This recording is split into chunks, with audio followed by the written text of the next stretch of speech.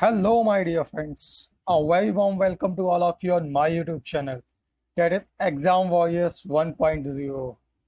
In this session, we are going to discuss a very important topic of English grammar of various competitive examination, that is pronoun. Pronoun is a very important topic, and this is the second video of pronoun series. If you haven't watched my previous videos on pronoun series, then go to the playlist and enjoy them.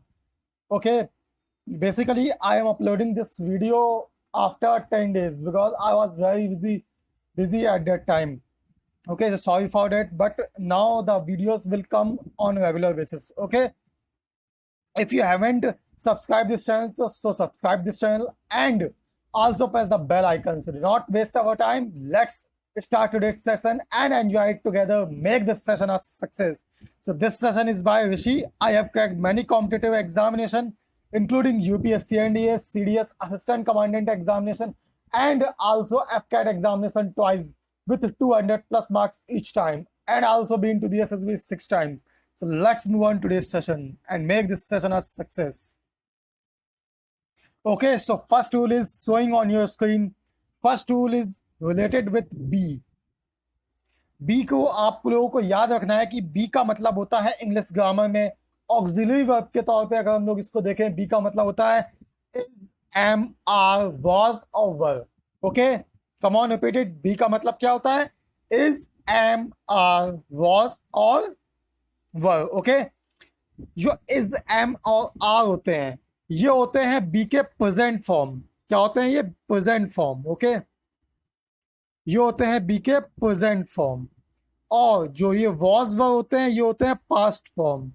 आपको ये याद रख लेना क्योंकि ये अभी बहुत ज्यादा यूज होंगे आगे. ओके, एंड बी का जो मतलब होता है, बी का यूज किस लिए करते हैं हम लोग बेसिकली, ये बहुत ज्यादा इंपॉर्टेंट रूल है, इसलिए बहुत अच्छे से समझना है इसको. ठीक है, बी का यूज होता है इक्वालिटी के लिए. जैसे इक्वालिटी मतलब सब्जेक्ट की सब्जेक्ट को इक्वल, ऑब्जेक्ट को ऑब्जेक्ट की तरह इक्वल करेंगे. ठीक है ना. इक्वालिटी का मतलब है कंपैरिजन में, बिल्कुल इक्वली कंपैरिजन, जहां पे दो लोग इक्वल होंगे, जो स्टेटस में इक्वल होंगे, वहां पे हम लोग बी का यूज करेंगे. अभी हम एग्जाम्पल के जरिए इसको समझेंगे. जो मोस्ट इंपॉर्टेंट बात है इसकी वो ये है कि बी के अगर पहले सब्जेक्टिव केस यूज हुआ है, देखिए बी के अगर पहले सब्जेक्टिव केस आया है तो बी के बाद भी subjective case of the pronoun he use होगा. ये है मोस्ट इंपॉर्टेंट बात आज के सेशन की, के इस रूल की. ओके, 100 बात की एक बात यही है कि बी के अगर आगे सब्जेक्टिव केस आया तो बी के बाद भी सब्जेक्टिव केस आएगा, और बी के पहले अगर ऑब्जेक्टिव केस आया तो बी के बाद भी objective case of the pronoun he use होगा. लिख लीजिए, बहुत ज्यादा इंपॉर्टेंट रूल है. Okay, so do not skip this rule. And now discuss about some example of this rule. Example में देखिए, I want you to be C. देखिए ये क्या है? B. ठीक है, मैं चाहता हूं कि तुम उसके जैसी बन जाओ या वो बन जाओ. I want you to be C.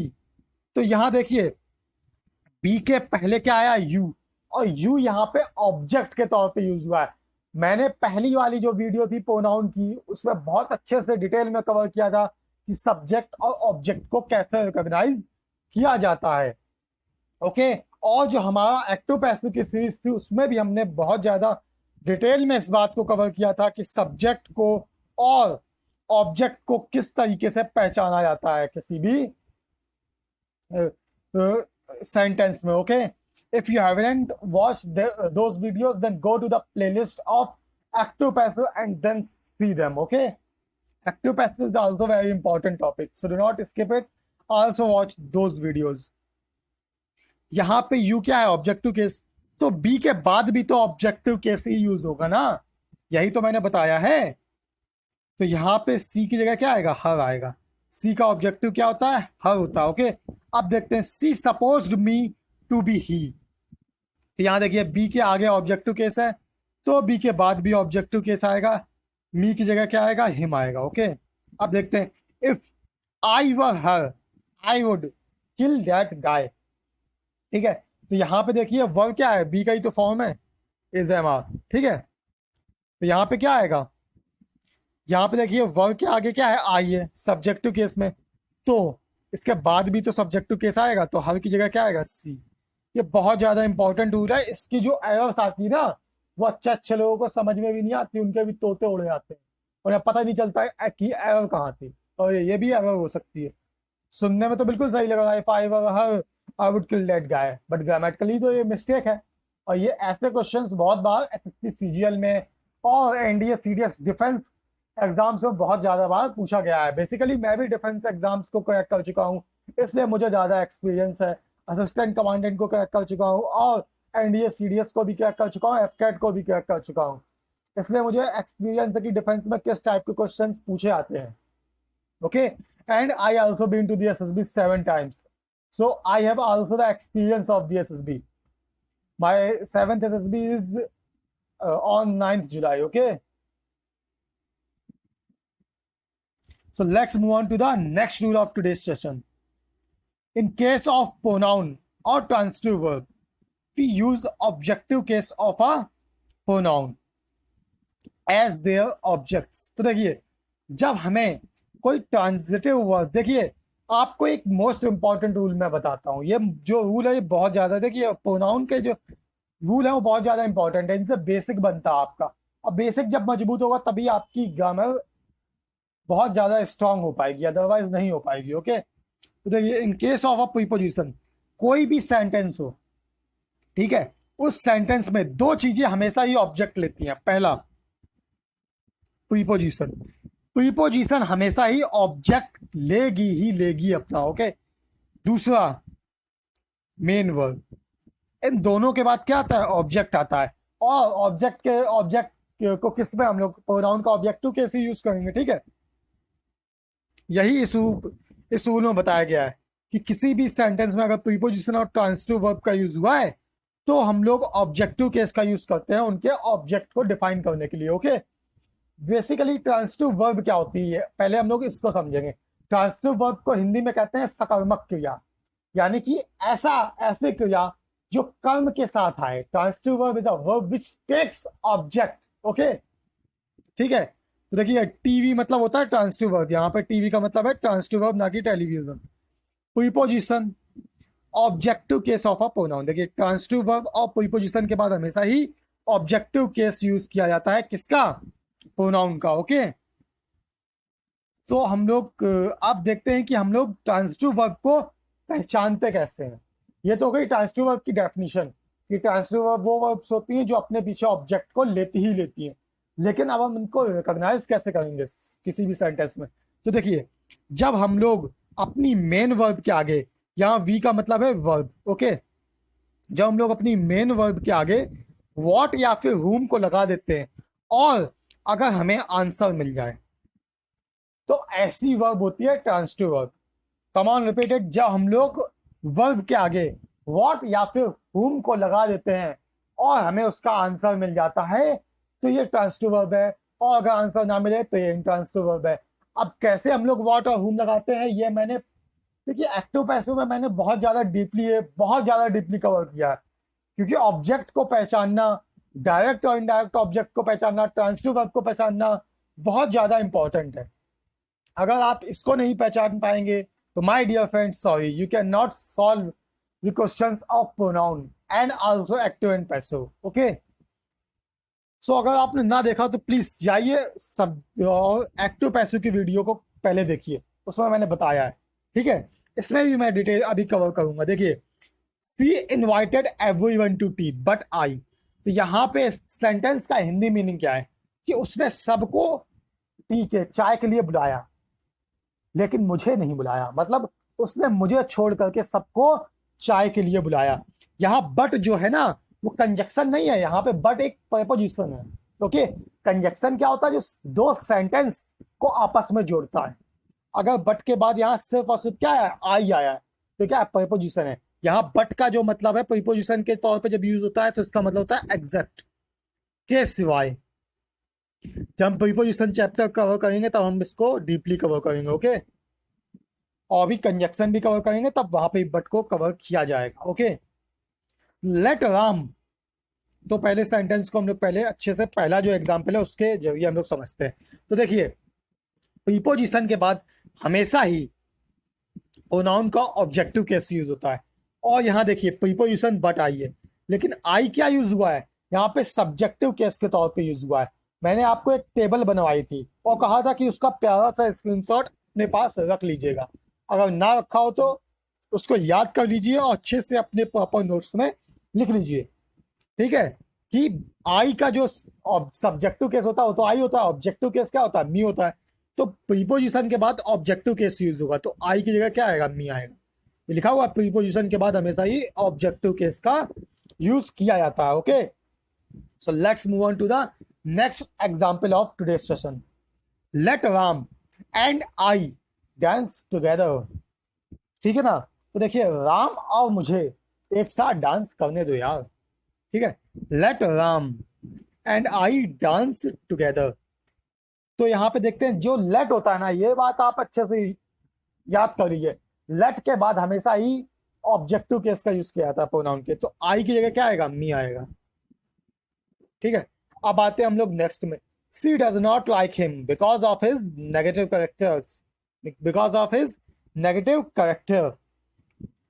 यहाँ पे देखिए लाइक हिम बिल्कुल सही है, यहाँ कुछ भी एरर नहीं है। देखिए ऑफ क्या है यहाँ पे, प्रीपोजिशन है, ऑफ हिज नेगेटिव करेक्टर क्या है, प्रीपोजिशनल ऑब्जेक्ट है। तो यहाँ पे देखते हैं हम लोग ट्रांसिटिव वर्ब कैसे पहचाना हमने। सी डज नॉट लाइक हिम। अब लाइक जो है ना, ये मेन वर्ब, इसमें लगाओ लाइक प्लस हुम। हुम किसे लाइक नहीं करती, किसे लाइक नहीं करती, तो आंसर मेरा उसे लाइक नहीं करती। यानी हमें क्या मिल गया, आंसर मिल गया। ठीक है ना, किसे लाइक नहीं करती, उसे लाइक नहीं करती। तो लाइक क्या है, ट्रांसिटिव वर्ब है, तो ये ऑब्जेक्टिव केस में इसने ले लिया। ठीक है, अब ऐसे ही आते हैं हम लोग। सी इनवाइटेड एवरीवन, तो इनवाइटेड में लगाओ क्या, हुम लगाओ। किसे इनवाइट किया उसने, तो आंसर हमको क्या मिला, एवरीवन, यानी सबको इनवाइट किया उसने। किसको, किसे इनवाइट किया, एवरीवन, यानी कि सबको इनवाइट किया। तो हमें आंसर मिल गया। तो यहाँ पे ये भी बिल्कुल सही सेंटेंस बन जाता है अगर हमने बट की जगह मे कर दिया और यहाँ आई की जगह मे कर दिया, और ये तो पहले से ही सही सेंटेंस था। आई think this rule is also clear in your mind and you are enjoying this session as I am enjoying it. So do not forget to subscribe this channel and also press the bell icon. If you haven't watched my previous videos of vocabulary series and history series and constitutional series, active passive series, so go to the playlist and watch them, because in this channel we will cover all the topics of competitive examinations. Soon we will going to start reasoning and mathematics also, and I also continue my vocabulary series soon. I have stopped now vocabulary series because I have not much time to complete all the subjects, so I make the video one by one, but I will try that vocabulary videos will be given to you on a regular basis. Okay, so let's move on to the next rule of today's session, that is showing on your screen, comparison and the case. इस rule का नाम क्या है, comparison और case. मतलब कि जब हम प्रोनाउन किसी सेंटेंस में दो लोगों के बीच की कंपैरिजन करते हैं, तो उन दो लोगों को किस केस में, सब्जेक्टिव ऑब्जेक्टिव या किस केस में हम लोग रखते हैं, इस बात का हम लोग इस रूल में अच्छे से अंडरस्टैंड करेंगे, समझेंगे। ये रूल जो है ना, इसके आगे जितना भी मोस्ट लगा लो उतना कम है, बहुत ज्यादा इंपॉर्टेंट है। इससे आपको 5 क्वेश्चन तो मेंस में दिख ही आएंगे, मिनिमम 5 बोल रहा हूं मैं, 7-8 भी मिल जाएंगे आपको। तो क्योंकि ये ना सिर्फ सेंटेंस इंप्रूवमेंट में पूछा जाएगा, सेंटेंस एरर में यही रूल आएंगे, क्लोज टेस्ट में यही रूल आएगा, और किस में आएगा, ये जो हमारे जो करेक्ट सेंटेंस होता है ना, जो हम लोग को जो फिलर्स होते हैं, basically single filler, double fillers, ये बैंकिंग के एग्जामिनेशन में पूछा, उनमें भी ये पूछे जाते हैं। ठीक है ना, देखते हैं। देखो, जब किसी सेंटेंस में हम लोग कंपैरिजन करते हैं, ठीक है, तो कंपैरिजन क्या होती है, दो सेम लोगों के बीच में होती है। गधे की कंपैरिजन हम लोग गधे से करेंगे, ना कि घोड़े से। ठीक है ना, घोड़े की कंपैरिजन घोड़े से करेंगे, लड़के की कंपैरिजन लड़के से करेंगे, लड़की की कंपैरिजन लड़की से करेंगे। तो यही केस हम लोग प्रोनाउन में भी तो करेंगे भाई, ठीक है ना। तुलना हमेशा दो समान लोगों के बीच में होती है, ठीक है ना। राजा की तुलना राजा से तो करोगे, ये थोड़ी किसी भिखारी से कर दोगे। कोई अमीर है, कोई बिजनेसमैन है, अंबानी है, अंबानी की कंपैरिजन किसी बिजनेसमैन से ही करोगे जो अच्छा खासा पैसा जिसके पास होगा। ऐसा थोड़ी किसी भिखारी से कर दो तो भाई अंबानी के पास उस भिखारी से ज्यादा पैसे हैं।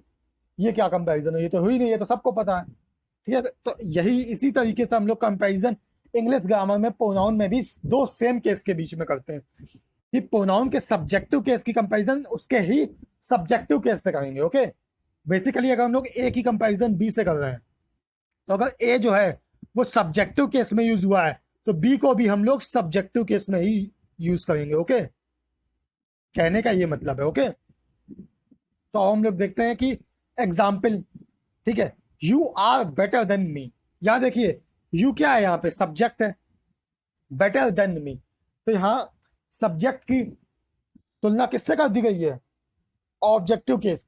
मी का कौन सा केस यूज किया गया है यहाँ पे, ऑब्जेक्टिव केस का यूज किया गया है, ठीक है ना। तो यहाँ पे मी की जगह पे क्या यूज किया जाएगा, आई यूज किया जाएगा। क्यों, सब्जेक्टिव केस की कंपैरिजन सब्जेक्टिव केस से, गधे की कंपैरिजन गधे से, घोड़े की कंपैरिजन घोड़े से, लड़की की कंपैरिजन लड़की से, लड़के की कंपैरिजन लड़के से, दुष्ट इंसान की कंपैरिजन दुष्ट इंसान से, हरामी की हरामी से, ठीक है ना। इसी तरीके से हम लोग कंपैरिजन दो सेम क्लास में करते हैं। ओके, अब देखते हैं ऑब्जेक्ट की कंपैरिजन करेंगे हम लोग, ऑब्जेक्ट से करेंगे। ओके, और सब्जेक्ट की हमने सब्जेक्ट से की, तो ऑब्जेक्ट की कंपैरिजन भी तो ऑब्जेक्ट से ही करेंगे ना माय फ्रेंड्स।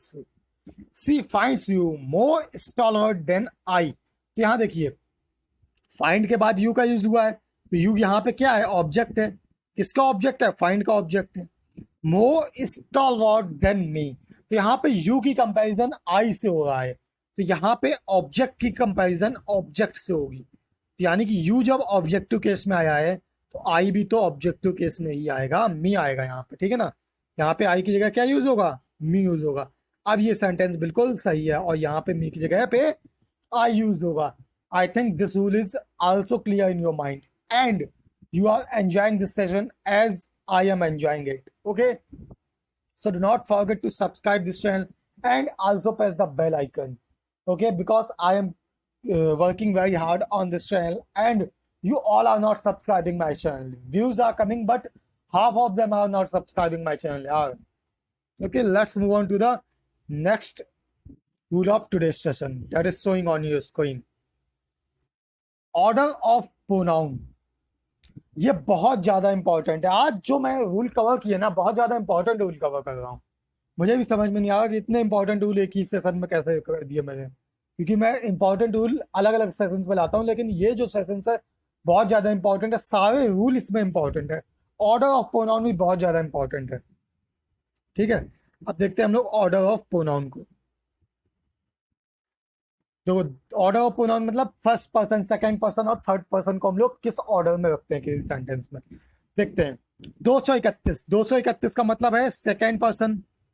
कोई जनरल जब हम लोग केस आता है किसी भी सेंटेंस में तो उसमें सेकंड पर्सन पहले आएगा, फिर थर्ड पर्सन आएगा और फिर फर्स्ट पर्सन आएगा, ये होता है ऑर्डर। 231 फिर आता है 123 sorry 123 in case of a plural pronoun. और जब किसी सेंटेंस में हम लोग प्लूरल प्रोनाउन का यूज करते हैं तो पहले फर्स्ट पर्सन आता है, फिर सेकंड पर्सन आता है और फिर थर्ड पर्सन आता है। ओके, फिर आता है क्राइम और कन्फेशन। और जब किसी सेंटेंस में किसी क्राइम को कमिट करने की बात कही जाती है, जब किसी सेंटेंस में किसी क्राइम को कमिट करने की बात की जाती है तो सबसे पहले कौन आता है, फर्स्ट पर्सन, फिर सेकंड पर्सन और थर्ड पर्सन। ओके, अब हम लोग इसको समझते हैं पहले, ठीक है। जैसे कि मैंने बताया, जैसे सपोज करिए आप कि घर में कोई मेहमान आया, ठीक है। आप उससे किसी जनरल केस में बात कर रहे हैं, ये मैं जनरल केस का बता रहा हूँ, ठीक है। आपके घर में बहुत सारे मेहमान आए, मतलब 8-10 लोग आए, ठीक है। आपने उन लोगों से कहा कि चलिए हम लोग घूमने चलते हैं, ठीक है। तो आप क्या कहोगे, आप क्या कहोगे, आप, वो और मैं घूमने चलेंगे। आप, मैंने क्या लगाया, आप, वो, सॉरी वो की जो मात्रा है वो गलत लगा दी, वो और मैं, हिंदी में समझिए, इंग्लिश में अपने आप समझ में आ जाएगा। आप, वो और मैं घूमने चलेंगे, ये होता है एक पोलाइटली। बेसिकली ये जो रूल है ना, वो पोलाइटनेस के लिए है। जब हम किसी के से, इंसान से हम लोग इज्जत से बात करते हैं, पोलाइटली बात करते हैं, तो उसे हम लोग पहले लेके आते हैं। यानी फर्स्ट केस में हमने किसको लाए? आपको, यानी तुमको। आप, अब वो मतलब जो हमसे दूर खड़ा हुआ है, मतलब कोई थर्ड पर्सन है। आप, वो और मैं ताजमहल देखने चलेंगे आज। आप, वो और मैं ताजमहल देखने चलेंगे। ये पोलाइटनेस है। हमने रिस्पेक्ट के साथ किसी मेहमान को पहले लाए, हमने मेहमान को पहले रिस्पेक्ट दी, उसकी जो इंपॉर्टेंस है वो पहले लाए। फिर उस मेहमान को जो हमसे थोड़ी दूरी पर है, डिस्टेंस पर है, फिर मैंने अपने आप को लास्ट में ऐड किया। ठीक है ना? आप, वो और मैं आज ताजमहल देखने जाएंगे। You, he and I will go to see the Taj Mahal today. Okay, अब आते हैं हम लोग प्लूरल प्रोनाउन में। और जब प्लूरल प्रोनाउन हो जाता है तो 123 का यूज करते हैं। अब देखते हैं हम लोग क्राइम। बेसिकली हमने कोई क्राइम कर दिया, ठीक है ना, तो हम लोग पोलाइटनेस मतलब रिस्पेक्ट, एक जनरल सेंस होता है, उसके तौर पे हम लोग क्या कहते हैं कि सारी जिम्मेदारी मेरी है। सपोज करिए कि आपने किसी की टांग तोड़ दी, ठीक है। अब मैं एक जो बात बता रहा हूं वो आपको समझाने के लिए बता रहा हूं, ठीक है? ठीक है, आपने किसी की टांग तोड़ दी, क्राइम कमिट किया, तो आप क्या कहोगे? इस क्राइम में कौन कौन शामिल था? पहले आप अपने जो रिश्तेदार है उसका नाम लोगे, मतलब कोई गेस्ट आया उसका नाम लोगे कि इसकी गलती है, इसने किया सब, कि सबसे पहले क्या लगाओगे? मैं, वो और आपकी वजह से उसकी टांग टूट गई। मैं, वो और आप, यानी कि मैंने अगर कोई क्राइम कमिट किया है तो सबसे पहले जिम्मेदारी मैंने ली है। मैं, वो और आपकी वजह से उसकी टांग टूट गई। बेसिकली नॉर्मल सेंस में तो ये नहीं होता है, आप और मैं भी ये बात अच्छे से जानते हैं।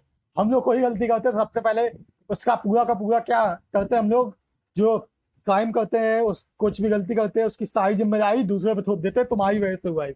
मैं तो एक जनरल सेंस, एक पोलाइटनेस में बता रहा हूँ, रिस्पेक्ट के तौर पे बता रहा हूँ कि ऐसा होना चाहिए। ऐसा जो रिस्पेक्टफुल मैनर होता है वो यही होता है। मैं, वो और आप, मैं, वो और आपकी वजह से, मैं, उसके और आपकी वजह से राम की टांग टूट गई। ठीक है ना? अब हम लोग, आई think this is clear in your mind. Okay, आपको बस इतना याद रखना है, 231, 123 और 123। 231 आएगा जनरल केस में, और 123 आएगा प्लूरल प्रोनाउन के केस में, और 123 आएगा क्राइम और कन्फेशन के तौर पर। ठीक है, अब देखते हैं हम लोग कि इनके प्रोनाउन, मतलब जो इनके साथ प्रोनाउन होता है वो किस तरीके से यूज करते हैं। तो देखिए, अगर हमारे किसी सेंटेंस में सेकंड पर्सन आया, फर्स्ट पर्सन आया, third person, first person, first second या फिर फर्स्ट और थर्ड पर्सन का यूज हुआ है, तो जो प्रोनाउन यूज होगा वो किसके अनुसार यूज होगा? वी के अकॉर्डिंग यूज होगा। वी क्या है? प्लूरल प्रोनाउन है। Come on repeat it. Pronoun किसके अकॉर्डिंग यूज होगा? वी के अकॉर्डिंग यूज होगा। ओके, और अगर हमारे सेंटेंस में सेकेंड पर्सन यूज हुआ है और थर्ड पर्सन यूज हुआ है, तो प्रोनाउन किसके अकॉर्डिंग यूज होगा? यू के अकॉर्डिंग यूज होगा। अभी तो मैं सिर्फ आपको रूल बता रहा हूं, एग्जाम्पल आगे वाली स्लाइड में कवर करूंगा। ठीक है ना? आप इन रूल्स का स्क्रीनशॉट ले लीजिए, बाद में उसे पीडीएफ में कन्वर्ट कर लीजिए, या फिर अगर आपको पीडीएफ चाहिए मेरे लेक्चर की, तो बहुत जल्द मैं टेलीग्राम चैनल अपना लिंक दे दूंगा आपको, तो आपको सारे लेक्चर्स की पीडीएफ उस टेलीग्राम में मिल जाएंगी। ओके, नहीं तो आप स्क्रीनशॉट से भी पीडीएफ बना सकते हैं। Okay, so let's move on to the example of this rule. देखिए, जो पहला एग्जाम्पल है इस रूल का, वो साफ साफ आपको आपकी स्क्रीन पर क्लियर हो रहा होगा। जैसे you, I and Hari are learning these days. तो ये क्या है? इसमें कोई क्राइम का सेंस है क्या? नहीं है, क्राइम का सेंस तो नहीं आ, ना ही ये प्लूरल प्रोनाउन है। तो अब हम लोग देखते हैं कि ये जनरल केस है। कौन सा केस है? जनरल केस है। ठीक है, देखो, जनरल केस में हम लोग 2, 3, 1 का यूज करते हैं, यानी सेकंड पर्सन। तो सेकंड पर्सन क्या है? यहाँ पे यू है। यू क्या होता है? सेकंड पर्सन, यानी कि बिल्कुल सही है। आई क्या है? यहाँ पे फर्स्ट पर्सन होता है, और हरी क्या होता है? Third person. तो आपने देखा, जो हमारा रूल होता है वो क्या कहता है? 231 का सेंस बनना चाहिए। यहाँ पे क्या बना हुआ है? 213। तो अब हम लोग यहाँ पे क्या करेंगे? हम लोग कहेंगे क्या कि जो हरी है इसको काट के यहाँ पे ले आओ, ठीक है, और जो हमारा आई है उसको काट के यहाँ पे रख दो। तो अब ये सेंटेंस बिल्कुल सही हो गया। You, Hari and I R learning these days. Okay, you, Hari and I are learning these days. Okay, हम लोग कवर करेंगे किसको, नेक्स्ट टूल को। यू, अब देखिए आप सबसे पहले नंबरिंग डाल दीजिए, कोई भी सेंटेंस आप इस तरीके का सॉल्व कर रहे हो तो यू क्या है, सेकंड पर्सन है, वी कौन सा पर्सन है, थर्ड पर्सन है, लेकिन थर्ड में क्या है, प्लूरल है, ठीक है, सिंगुलर क्या होता है आई, और वी क्या है, प्लूरल प्रोनाउन है, और दे क्या है, सॉरी वी क्या है, फर्स्ट पर्सन है, और दे क्या है, थर्ड पर्सन है। हैव ऑलवेज सपोर्टेड मोदी, तो ये कौन सा केस है, प्लूरल प्रोनाउन का केस है, और प्लूरल प्रोनाउन के केस में 131 का यूज होता है। ओके, तो 131 में क्या आएगा, वी पहले आ जाएगा, तो इस सेंटेंस में क्या आएगा, वी पहले आ जाएगा, फिर क्या आएगा, they, we they and you, we they and you have always supported Mr. Modi. We पहले आएगा, फिर दिया आएगा, और फिर सॉरी कुछ गलत कर दिया मैंने, 123 होता है ना, तो वी पहले आएगा, फिर यू आएगा, we you and they have always supported Mister Modi, we you and they have always supported Mister Modi. अब ये एग्जाम्पल आई थिंक आपको क्लियर हो गया होगा, and you are enjoying this session as I am enjoying it, so do not forget to subscribe this channel and also press the bell icon. Okay, अब हम आते हैं नेक्स्ट टूल की तरफ। देखिए, everybody knows that I and you have broken her leg. अब देखिए, सब लोग जानते हैं कि मैंने और तुमने उसकी टांग तोड़ दी। टांग तोड़ना क्या है, क्राइम कमिट करना है। क्राइम कमिट हुआ कि नहीं, यहाँ पे किसका सेंस आ रहा है, क्राइम का सेंस आ रहा है। और जब क्राइम का सेंस आ जाता है तो हम लोग क्या यूज करते हैं, 123 यूज करते हैं। तो everybody knows that I and you have broken her leg, तो यहाँ पे क्या आएगा, आई यानी कि पहले आ गया है और यू आई गया है। तो आई think this is clear. Okay, this is clear in your mind. ये सेंटेंस बिल्कुल ही सही है। देखिए क्यों सही है, क्योंकि 123 यूज होगा और एक आई गया है, दो आई गया है, और थर्ड पर्सन यहाँ पे है नहीं, तो ये सेंटेंस बिल्कुल सही है। Let's move on to the next example of this rule. Madhuri and I have done my work diligently. तो माधुरी क्या है, ये तो जनरल केस है, कौन सा है, ये थर्ड पर्सन है, और आई क्या है, बिल्कुल सही है, 231 का यूज करते हैं, सेकंड पर्सन है नहीं, थर्ड पर्सन और फर्स्ट पर्सन है, तो यानी कि यहाँ पे तो कोई मिस्टेक है ही नहीं, बिल्कुल सही है। अब हम लोग आगे बढ़ते हैं। वर्क बिल्कुल सही है, have done my work diligently. तो यहाँ पे देखिए माई में एरर है, जो हमने लास्ट के 2 रूल कवर किए थे नेक्स्ट स्लाइड में, सॉरी प्रीवियस स्लाइड में, देखिए यहाँ पे दिखाता हूं मैं, ये देखिए इस स्लाइड में ये वाला जो रूल कवर किया था, हमने क्या कहा था कि जब second person first person, third person first person, first person second person, या फिर फर्स्ट पर्सन थर्ड पर्सन का यूज हो जाए, तो उस केस में जो हम प्रोनाउन यूज करते हैं ना, हमेशा ही वी के अकॉर्डिंग यूज करते हैं। अब देखते हैं हम लोग ये एग्जाम्पल जिसको हम लोग डिस्कस कर रहे थे। ओके, ये देखिए जो एग्जाम्पल है वो क्या है, have broken her, sorry Madhuri and I have done my work, my, ये क्या हो गया, फर्स्ट पर्सन, और ये क्या हो गया, थर्ड पर्सन। तो इसमें आई के अकॉर्डिंग आया है, जबकि आना किसके चाहिए, वी के अकॉर्डिंग, तो क्या आएगा, अब आएगा। ठीक है, वो वाला रूल आप देखिएगा, उसमें क्या लिखा हुआ है, वी के अकॉर्डिंग हम लोग यूज करते हैं जब फर्स्ट पर्सन सेकेंड पर्सन, या फिर first person third person, second person first person, या फिर third person first person use होता है। Okay, I think this is clear in your mind, and let's move on to the next tool of today's session that is showing on your screen. You and I do not know how to enjoy ourselves. Okay, sorry, अब देखते हैं हम लोग। देखिए you क्या है, second person है, और ये क्या है, फर्स्ट पर्सन है। जनरल केस है, 231 का केस है, थर्ड है नहीं तो 21 बन गया, बिल्कुल सही है। अब यहाँ पे देखिए हमने क्या बताया था कि जब ये वाला केस यूज होता है तो हमेशा ही क्या करते हैं हम लोग, वी के अकॉर्डिंग यूज करते हैं प्रोनाउन। यहाँ योर सेल्फ की जगह क्या आएगा, our self. Okay, come on repeated क्या आएगा, अवर सेल्फ। देखिए ये वाला रूल कवर हो गया है। सिर्फ और सिर्फ रूल को कवर कर लेने से या अपने नोट्स बना लेने से या इसका स्क्रीनशॉट लेने से कुछ नहीं होने वाला है, ठीक है ना। जब तक कि आपको ये रूल क्लियर ना हो जाए, बिल्कुल quite clear, crystal clear, this rule should be crystal clear in your mind. If this is not clear in your mind, you are not going to be correct this question, the questions which will be asked on this rule in your examination.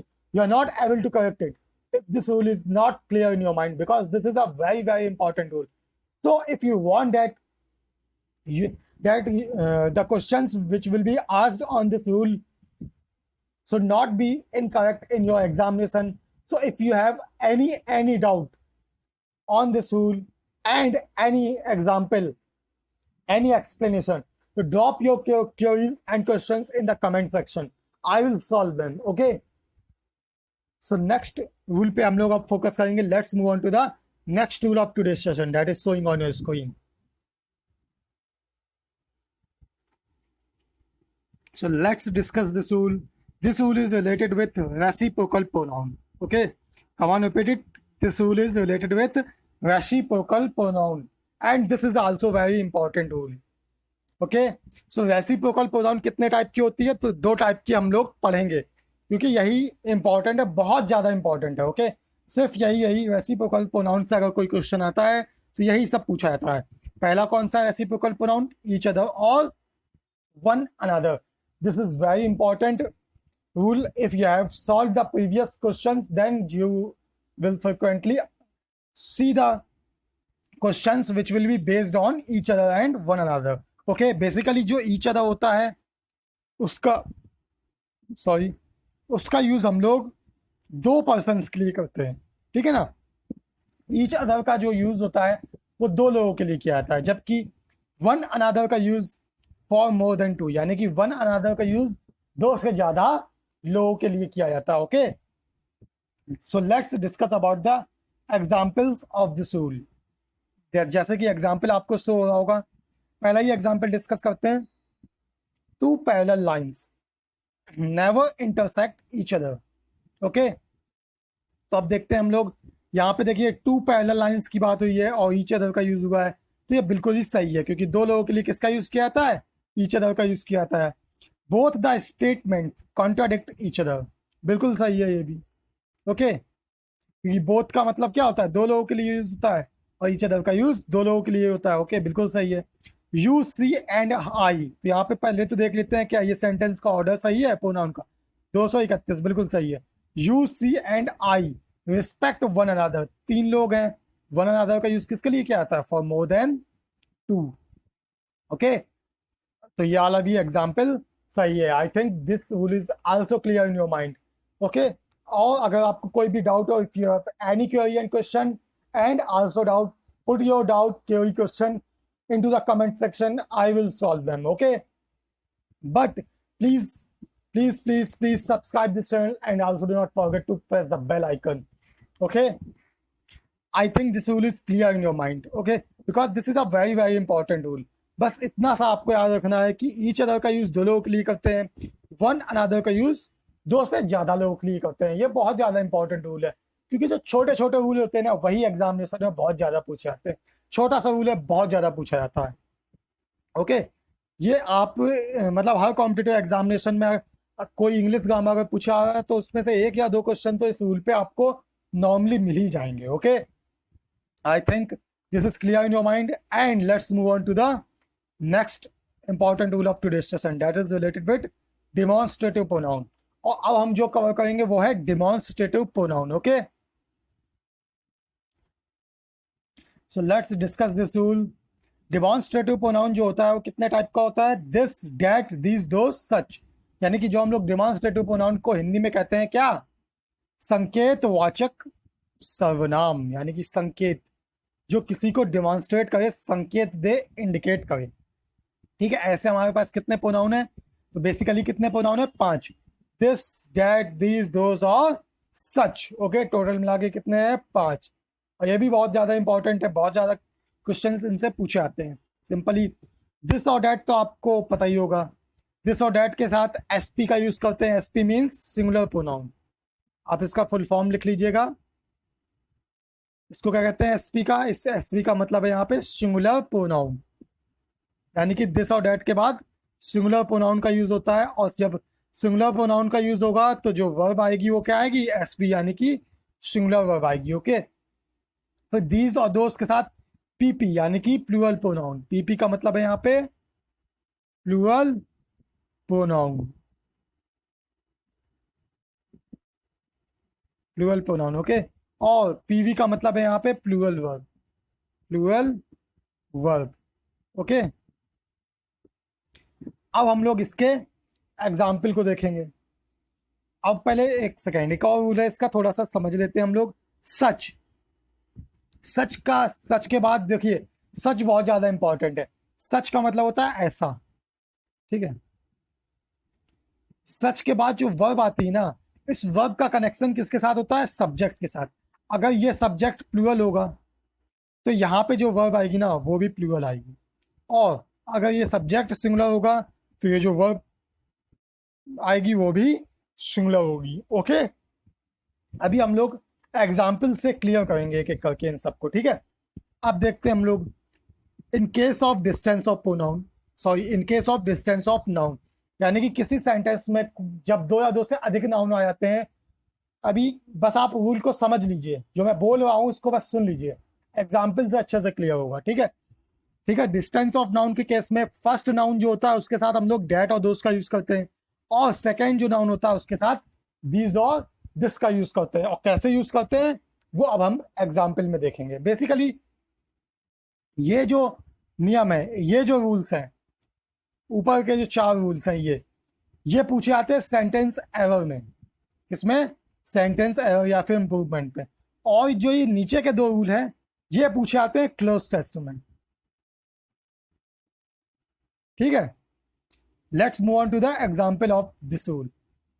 देखिए, जो पहला example इस rule पे जो base है वो आपको आपकी स्क्रीन पे शो हो रहा होगा। क्या है?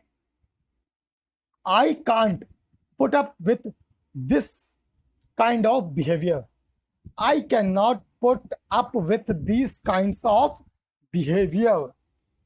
ओके, तो देखिए यहां पे बिल्कुल सही है वैसे, क्योंकि दिस का यूज किया गया, काइंड्स का यूज किया गया, बिल्कुल सही है। पुट अप विथ माने होता है टॉलरेट करना। पुट अप विथ माने क्या होता है? टॉलरेट करना। ये क्या है? ईडियम है। ये भी बहुत बार ईडियम्स पूछी आ चुकी है पुट अप विथ माने, ठीक है। Mangoes of this type are not found in India. देखिए यहां पे देखिए, mangoes of this type are not found in India. इस टाइप के मैंगो यानी कि आम भारत में नहीं पाए जाते हैं। ये भी बिल्कुल सही है। दिस टाइप, कोई एरर नहीं है इसमें। ये इजी रूल है बहुत। दिस, दिस, दैट, ये सब आपको पहले ही बचपन से ही पढ़ते आए हो। You may be an editor. अब यहां से आपको समझने की जरूरत है। You may be an editor और a reporter. This makes you sit and that makes you run. तो देखिए यहां पे है, इसका इस सेंटेंस का मतलब है तुम एक एडिटर भी बन सकते हो और रिपोर्टर भी बन सकते हो। ये तुमको बैठने का काम देगा और दूसरा आपको दौड़ाएगा। तो देखिए, जो एडिटर होता है वो क्या करता है? बैठता है। यानी जो ये डिस्टेंस प्रोनाउन जो हमने बताया ना, डिस्टेंस ऑफ नाउन, तो एडिटर क्या है? नाउन है, ठीक है। अब देखिए यहाँ पे जो दिस आया है वो किसके, ये जो है वो गलत है। क्यों? क्योंकि जो फर्स्ट नाउन होता है ना उसके लिए हम लोग किसका यूज करते हैं? डैट का यूज करते हैं। डैट या फिर दोस्त का यूज करते हैं। अगर आपको ना पता हो तो देखिए स्लाइड में, देखिए फर्स्ट नाउन के साथ डैट और दोस्त का यूज करते हैं। और यहाँ पे देखिए फर्स्ट नाउन के साथ किसका यूज किया गया? दिस का यूज किया गया। तो यहाँ पे दिस का यूज ना होकर के किसका यूज होगा? डैट का यूज होगा, ठीक है। आप देखते हैं, you may be an editor और a reporter that makes you sit, and यहाँ पे डैट की जगह किसका यूज होगा? दिस। क्योंकि ये क्या है? रिपोर्टर क्या है? इसका सेकंड नाउन है। और सेकंड नाउन के साथ किसका यूज करते हैं हम लोग? दिस का यूज करते हैं। किसका यूज करते हैं? कमांड रिपीटेड, दिस का यूज करते हैं। Okay, I think this is also clear in your mind. Okay, so let's move on to the next example of today's rule. Cows and horses are both useful animals. These give us milk and those help us carry the luggage. तो देखिए यहां पे देखिए cause and horse, पहला noun क्या है? Cow, और दूसरा नाउन क्या है? हॉर्स। ठीक है, अब देखिए दीज, तो दूध कौन देता है? गाय देती है। तो यहाँ पे क्या आएगा? दोज आएगा। क्यों? जो फर्स्ट नाउन होता है उसके साथ किसका यूज करते हैं? या तो दोज का यूज करते हैं या फिर डैट का यूज करते हैं। ठीक है, and those help us carry the luggage. तो सामान को हम लोग किसके जरिए ले जाएंगे? गाय के जरिए या फिर घोड़े के जरिए? घोड़े के जरिए। यानी घोड़ा क्या है? सेकंड नाउन है, तो सेकंड नाउन के साथ किसका यूज करते हैं? दीज का यूज करते हैं। I think this is clear in your mind. Okay, I think आप ये आपको क्लियर हो गया होगा अच्छे से। So let's move on to the next example of today's rule. Whether you believe it और not, such has been problems of Nasharam. यहां पे देखते हैं हम लोग सच। अब देखिए सच के बाद किसका यूज हुआ है? यहाँ पे क्या है? नाउन है। और सच के बाद जो सब्जेक्ट या फिर नाउन आता है ना, उसी के अकॉर्डिंग जो ऑक्सिलरी वर्ब होती है वो उसी के अकॉर्डिंग आती है। देखिए कि स्लाइड थी वो मैंने लिखा हुआ है यहाँ पे। देखिए जो सब्जेक्ट आएगा उसके अकॉर्डिंग सच के बाद वाली वर्ब आएगी। यहाँ पे देखिए, देखिए कहाँ गया? ये सच, और ये क्या है? सब्जेक्ट है। ये क्या है? प्रॉब्लम्स क्या है? प्लूरल सब्जेक्ट है। तो यहाँ पे क्या आएगा? हैज की जगह हैव आएगा। Okay, weather you believe it और not, such have been problems of Nasaram.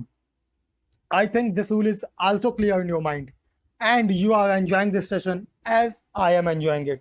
So please do not forget to subscribe this channel and also press the bell icon. Okay, so let's move on to the next rule of today's session. अब जो हम लोग rule discuss करेंगे वो बहुत ज़्यादा। Let's discuss about the reflexive pronoun. Okay, reflexive pronoun क्या होता है? जब हम सेल्फ यानी कि रिफ्लेक्सिव प्रोनाउन से हम लोग को किसका मतलब क्या पता चलता है? स्वयं। इसका हिंदी में जो मीनिंग आएगा वो लगभग लगभग यही आएगा, स्वयं, खुद ही, यानी सेल्फ। ओके, तो देखिए आई का रिफ्लेक्सिव प्रोनाउन क्या होता है? Myself. ये आपको याद कर लेना। Okay, just take a screenshot of it and remember them. We का रिफ्लेक्सिव प्रोनाउन होता है आवर सेल्फ। यू का रिफ्लेक्सिव प्रोनाउन होता है योर सेल्फ और प्लूरल में योर सेल्फ। ही का होता है हिमसेल्फ। ओके, सी का होता है हर सेल्फ। इट का होता है इट सेल्फ। दे का होता है देम सेल्फ। वन का होता है oneself. Okay, so let's move on to the next slide of today's session. अब हम लोग रिफ्लेक्सिव प्रोनाउन के रूल को समझेंगे क्योंकि ये बहुत अच्छा चैप्टर है। रिफ्लेक्सिव प्रोनाउन भी एक अपने आप में एक बड़ा सा टॉपिक है, छोटा थोड़ा सा बड़ा सा टॉपिक है और इससे बहुत ज्यादा क्वेश्चंस पूछे जाते हैं। ओके, जो फर्स्ट रूल है वो रिफ्लेक्सिव प्रोनाउन का क्या है? A reflexive pronoun can never be used as a subject. RP का मतलब यहाँ पे क्या है? Reflexive pronoun. ठीक है, a reflexive pronoun can never be used as a subject. Okay, या इसका मतलब है कि रिफ्लेक्सिव प्रोनाउन का यूज कभी भी सब्जेक्ट के केस में नहीं किया जा सकता। जैसे आपको एग्जाम्पल दिख रहा होगा, herself and I have decided to play footsie. Herself and I have decided to play footsie. यहां देखिए आई तो सही है सब्जेक्ट है, लेकिन हर सेल्फ, यहाँ पे हर सेल्फ क्या है? सी का रिफ्लेक्सिव प्रोनाउन है, तो रिफ्लेक्सिव प्रोनाउन का यूज सब्जेक्ट के तौर पे नहीं कर सकते हैं। तो यहाँ पे हर सेल्फ की जगह क्या आएगा? सी आएगा। अब अगर आपको ये ना पता हो कि फुटसी क्या होता है, बेसिकली आप जो भी मेरी वीडियोस देख रहे हो वो 18+ होगी। अगर आपको फुटसी ना पता हो तो मेरे दोस्त सिंगल हो आप, इसलिए आपको फुटसी का नहीं पता है ना। फुटसी माने होता है जो पैरों से खेल खेला जाता है। खेल क्या? बेसिकली रोमांटिक प्ले होता है ये फुटसी। आपने मूवीज में देखा होगा हीरो हीरोइन जब एक दूसरे के ऊपर पैर रखते हैं तो उसको क्या कहते हैं? एक दूसरे के पैर को टच करते हैं तो उसे कहते हैं फुटसी। ओके, ये आपको आई थिंक क्लियर हो गया होगा। English is a romantic language. Okay, herself and I have decided to play futsal की जगह हर सेल्फ कट आएगा और यहां पे क्या आएगा, सी का यूज होगा। Okay, a relative pronoun must be in agreement with the noun pronoun it is used to refer to. इसका मतलब क्या हुआ, जो रिलेटिव प्रोनाउन है वो हमेशा ही किसके अकॉर्डिंग आना चाहिए, उस नाउन या प्रोनाउन के अकॉर्डिंग आना चाहिए जिसके लिए उस रिलेटिव प्रोनाउन का यूज किया गया है, जिसको वो रिलेटिव प्रोनाउन रेफर कर रहा है। ओके, जैसे आई के लिए अगर हमने कोई रिलेटिव प्रोनाउन यूज किया तो आई के लिए हम लोग माई सेल्फ ही तो यूज करेंगे, योर सेल्फ थोड़ी यूज कर देंगे। यू के लिए हम लोग योर सेल्फ यूज करेंगे। तो यही कहने का मतलब है। जैसे एग्जाम्पल आपको शो हो रहा होगा आपकी स्क्रीन पे, they have done it himself. देखिए फिर से इसको रिपीट करते हैं, they have done it himself. अब देखिए यहाँ पे जो रिलेटिव प्रोनाउन हमने यूज किया है हिमसेल्फ, ये किसके लिए यूज किया है, दे के लिए यूज किया है। तो बताइए मुझे, जो मैंने लास्ट स्लाइड थी, लास्ट पॉइंट था, उसमें कवर किया था कि जो दे का रिलेटिव प्रोनाउन होता है वो क्या होता है, देमसेल्व्स होता है कि नहीं होता है। अब यहाँ पे दे के लिए किसका यूज कर दिया इन लोगों ने, यहाँ पे देखिए हिमसेल्फ का यूज कर दिया है। तो ये क्या है, गलत है। तो हिमसेल्फ की जगह क्या आएगा, देमसेल्व्स। क्या आएगा, themselves आएगा। I think this is clear in your mind and you are enjoying this session as I am enjoying it. So please do not forget to subscribe this channel and also press the bell icon. Share this video and watch my previous videos. Okay? Next tool जो relative pronoun से related है वो कौन सा है, देखते हैं, हम लोग डिस्कस करते हैं।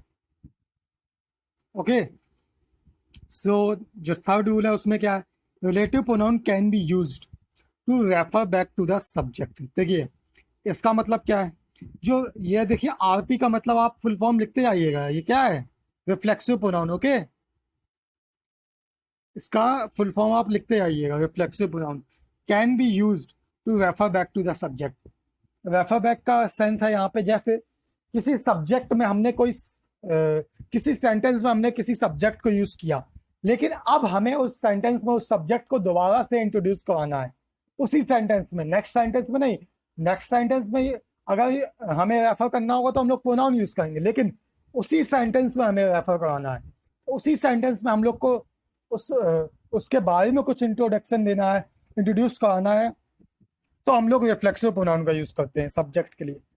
कैसे यूज करते हैं वो हम लोग एग्जाम्पल से समझेंगे। ठीक है, बहुत ज्यादा इंपॉर्टेंट एग्जाम्पल है, तो pay attention here. Okay, I heard some voice behind me. Okay, देखिए आई हो गया इसका सब्जेक्ट और मी क्या हो गया, मी का रिलेशन किससे, आई से। मैंने अपने पीछे कुछ आवाज सुनी। ठीक है, तो आई का रिलेशन किससे है, मी का रिलेशन किससे, आई से। तो इस सेंटेंस में हम लोग आई को दोबारा से इंट्रोड्यूस कर रहे हैं। ठीक है, यही मतलब है इसका। ठीक है, कि जब हम लोग दोबारा से इंट्रोड्यूस या रेफर करते हैं सब्जेक्ट को उसी सेंटेंस में दोबारा से, तो हम लोग किसका यूज करते हैं, रिफ्लेक्सिव प्रोनाउन का यूज करते हैं। तो यहाँ पे आई का रिफ्लेक्सिव प्रोनाउन क्या होता है, माई सेल्फ। तो मी की जगह क्या आएगा, माई सेल्फ आएगा। ये सेंटेंस सीडीएस में आ चुका है, जो मैंने आपको एग्जाम्पल के तौर पे समझाया। एज इट इज यही सेंटेंस आया था सेंटेंस एरर में, और अच्छे कंफ्यूज हो गए थे कि यहाँ पे क्या आएगा, क्योंकि बिहाइंड तो कोई पोजिशन हो गई और इसके बाद हमने ऑब्जेक्टिव केस भी यूज कर दिया है, तो लोगों ने समझा ये सही है, लेकिन गलत था ये। क्यों, क्योंकि यहाँ पे ये रूल लगेगा, जब हम किसी सेंटेंस में एक ही सब्जेक्ट को दोबारा से इंट्रोड्यूस करवाते हैं तो हम लोग रिफ्लेक्सिव प्रोनाउन का यूज करते हैं। I think this is clear in your mind. Okay, एक बार फिर से हम लोग नजर डालते हैं किस पे, प्रीवियस स्लाइड पे। देखिए जो आई का रिफ्लेक्सिव प्रोनाउन है क्या है, माई सेल्फ। वी का रिफ्लेक्सिव प्रोनाउन क्या है, आवर सेल्फ। यू का जो सिंगुलर रिफ्लेक्सिव प्रोनाउन होता है वो योर सेल्फ होता है, और प्लूरल जो होता है वो योर सेल्फ्स होता है। ओके, ही का होता है हिमसेल्फ, सी का होता है हर सेल्फ, और इसी तरह इट का क्या होता है, इट्स सेल्फ। दे का होता है देम सेल्फ्स, क्योंकि दे क्या है, एक प्लूरल है, प्लूरल की जगह सेल्फ, सेल्फ का प्लूरल क्या होता है, सेल्फ्स के, SELVES। ओके, एंड वन का क्या होता है, oneself. Okay, so let's move on to the next tool. ये नेक्स्ट टूल है वो क्या होता है कि सेल्फ का यूज सिंगुलर केस में किया जाता है और सेल्फ का यूज प्लूरल केस में किया जाता है। Come on repeat it. Self का यूज सिंगुलर केस में करते हैं और सेल्फ का यूज प्लूरल केस में करते हैं। Okay,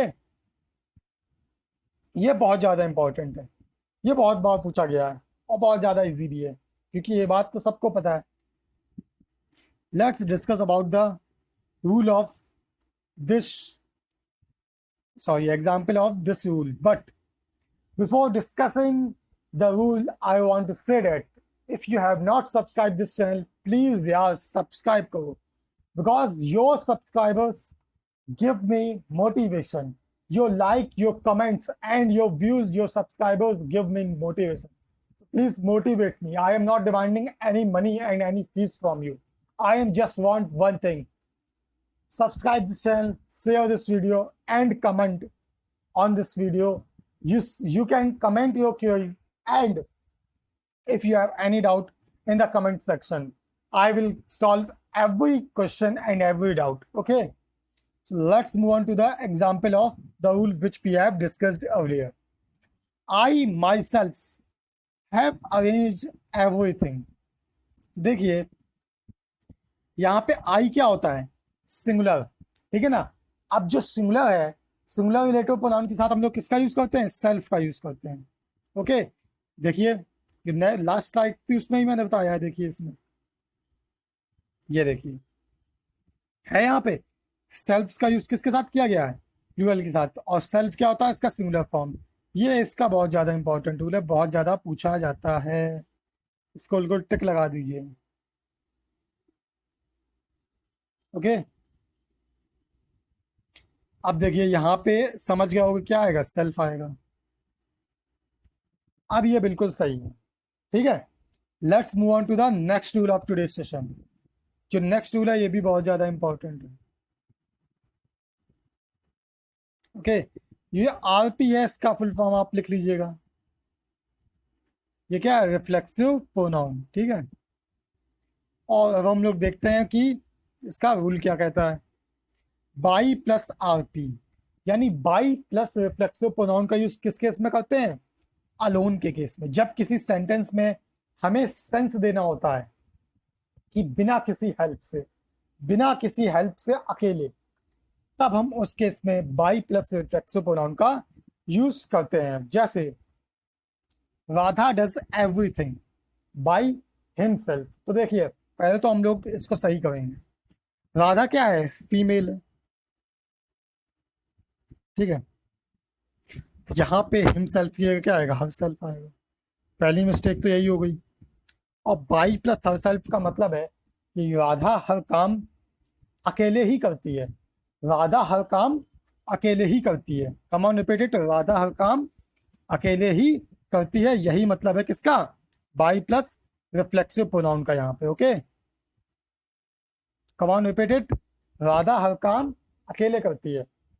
by plus reflexive pronoun का मतलब होता है alone, without any. I think this is clear in your mind. Okay, so let's move on to the next example of this rule. Nobody has ever helped me. Sorry, क्या हो गया? Nobody has ever helped me. I have always done my homework by myself. तो यहाँ पे देखिए, आज तक कभी भी किसी ने मेरी सहायता नहीं की। मैंने अपना होमवर्क खुद ही किया है, यानी विदाउट एनी हेल्प किया है। तो बाई माई सेल्फ बिल्कुल बिल्कुल सही है। क्यों? जो माई सेल्फ आया वो किसके लिए आया? आई के, यानी आई के अकॉर्डिंग ही आया है। और इसका सेंस भी हो गया कि मैंने किसी की भी सहायता नहीं ली है, जो भी काम किया है अपने आप किया है। I think this is clear in your mind. Okay, so let's move on to the next rule of today's session. If you have any doubt regarding this rule or any rule of today's session, so put your doubt in the comment section. I will solve them. Okay. Before moving this rule, I want to say that if you have not subscribed this channel, so please subscribe करो इस channel को। Okay. इतनी बार कह चुका हूँ मैं, subscribe करो, फिर भी सब्सक्राइब नहीं करते हो यार। हैं, वीडियो देख लेते हो, मजे ले लेते हो, नॉलेज ले लेते हो, सब्सक्राइब करते नहीं हो। कमेंट भी नहीं करते। अरे कमेंट तो करो यार, क्या समझ में आया क्या नहीं आया, कुछ तो कमेंट करो, हाँ तो बोलो ना तो बोलो, कुछ तो बोलो कि समझ में आया नहीं आया। कुछ आपको वोकेबलरी की सीरीज में कुछ डाउट हो तो वो बोलिए। Okay, so let's move on to the next tool of today's session, that is related with relative pronoun also. Relative नहीं, सॉरी, रिफ्लेक्सिव प्रोनाउन, बार बार मैं कंफ्यूज हो जाता हूँ। ये क्या है? Reflexive pronoun. रिलेटिव प्रोनाउन को हम लोग नेक्स्ट सेशन में कवर करेंगे, क्योंकि रिलेटिव प्रोनाउन भी बहुत बड़ा चैप्टर है। रिलेटिव रिफ्लेक्सिव प्रोनाउन, ओके, इसका आप लिख लीजिएगा फुल फॉर्म। देखिए ये भी बहुत ज़्यादा इंपॉर्टेंट टूल है। बेसिकली ये यूपीएससी सीडीएस और असिस्टेंट कमांडेंट का एग्जाम मैंने दिया है, और ये पूछा भी गया है उसमें। जब मैंने एग्जाम क्रैक किया था तब पूछा गया था, ऐसे क्वेश्चन आया था।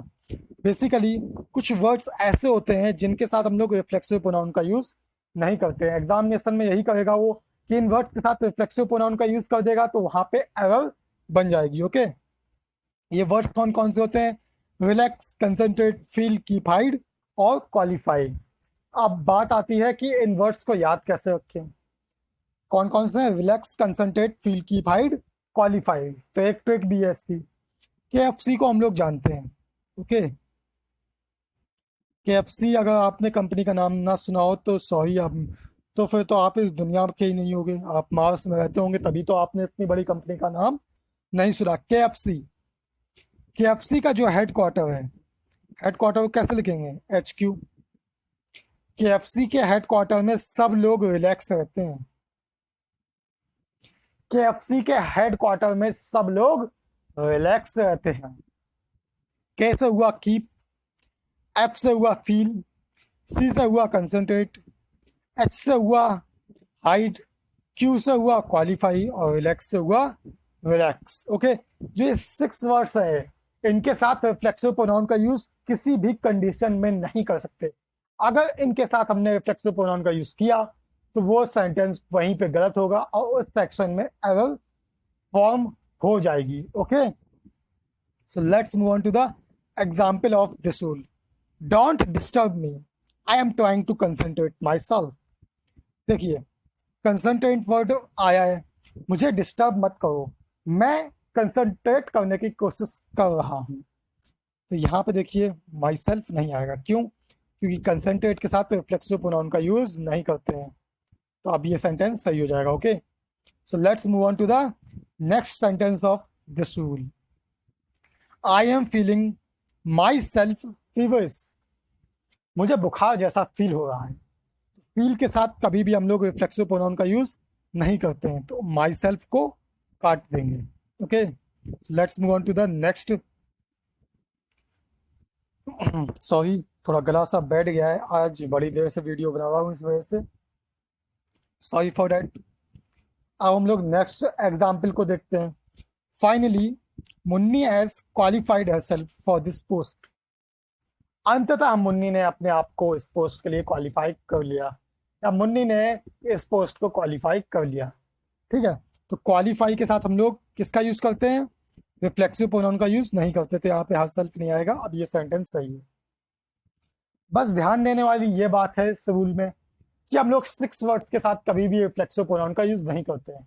अब जो हमारा नेक्स्ट सेशन होगा उसमें हम लोग जानेंगे कि कुछ वर्ड्स ऐसे होते हैं जो रिफ्लेक्सिव प्रोनाउन लेते ही लेते हैं।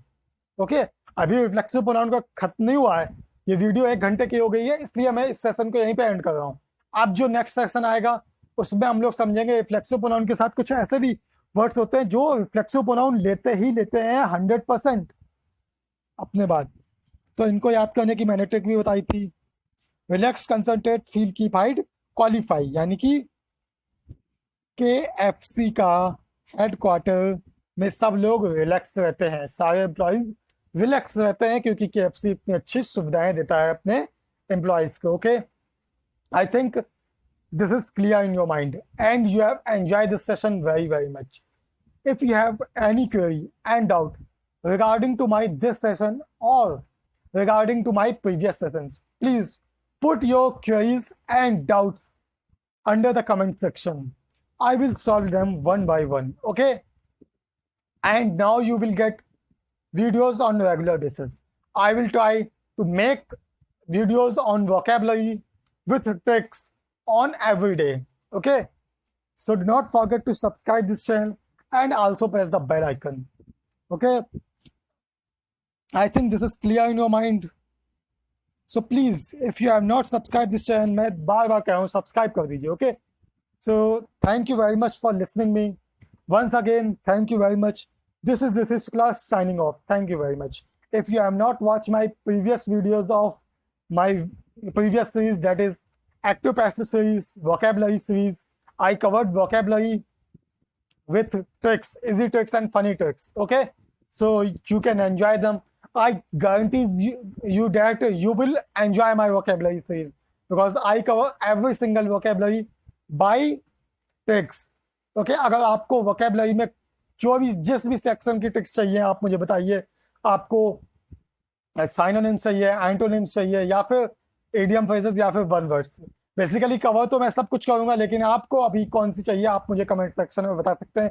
मैं उस पर वीडियो बना दूंगा. Okay, thank you very much for listening me. This is shining of. Thank you very much. Subscribe this channel exam warriors 1.0.